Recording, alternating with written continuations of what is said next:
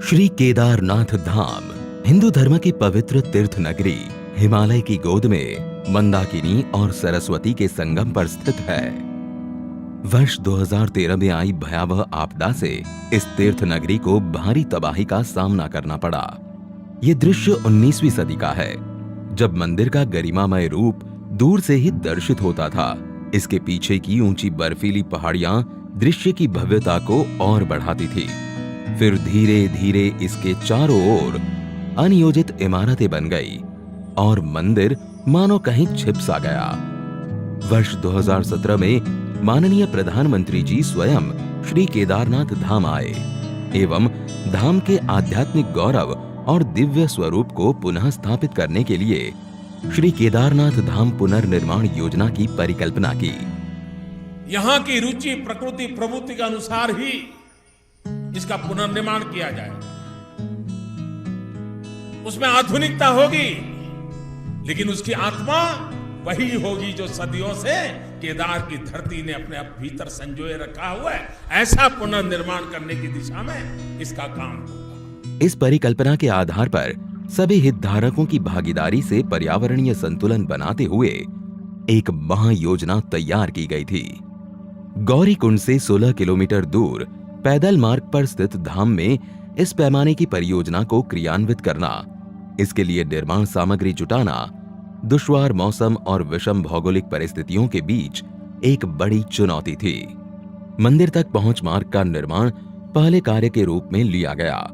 आपदा से पहले मंदिर परिसर में 10 फीट संकरे गलियारे में स्थित कई भवन क्षतिग्रस्त हो गए थे और 30,000 टन मलबा चारों ओर फैल गया था। इस मलबे को 840 फीट सीढ़ीदार मंदिर गलियारे के रूप में विकसित किया गया। इसका निर्माण क्षेत्रीय कारीगरों द्वारा 20,000 स्थानीय उपलब्ध पत्थरों का उपयोग करके किया गया।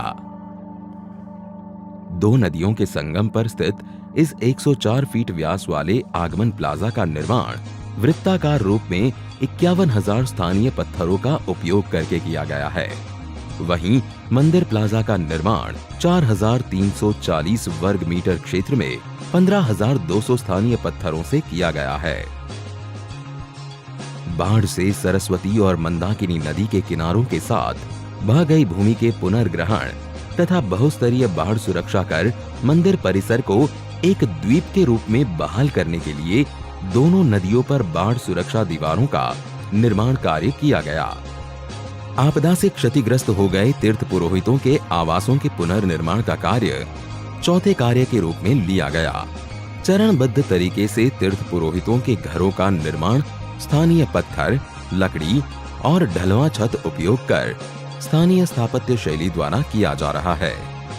5वें कार्य के रूप में आपदा से क्षतिग्रस्त श्री आदि गुरु शंकराचार्य समाधि के पुनर्निर्माण को लिया गया।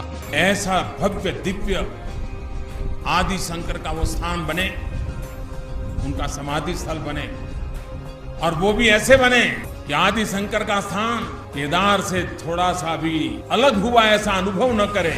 समाधि तक पहुंचने के लिए ये भूमिगत रचना, जिसमें स्मारकीय दीवारों के बीच चलकर जाना तीर्थयात्रियों को एक अनूठी यात्रा का अनुभव प्रदान करता है।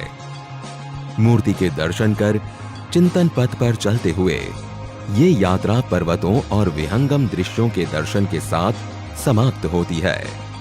इन 5 कार्यों का लोकार्पण आज किया जा रहा है।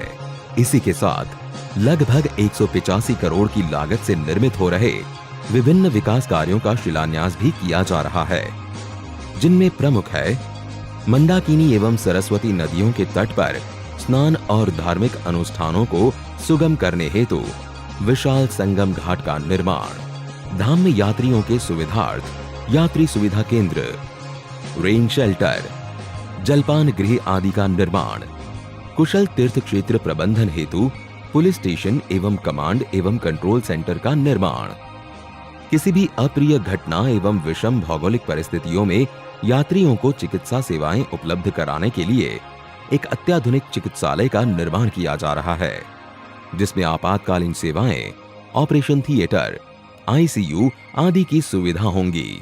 ये निर्माण योजना मात्र भौतिक सुविधाओं को ध्यान में रखकर नहीं, वरन इस स्थल की लौकिक व तीर्थ यात्रियों की आंतरिक ऊर्जा को पुनः जागृत करने का एक प्रयास है।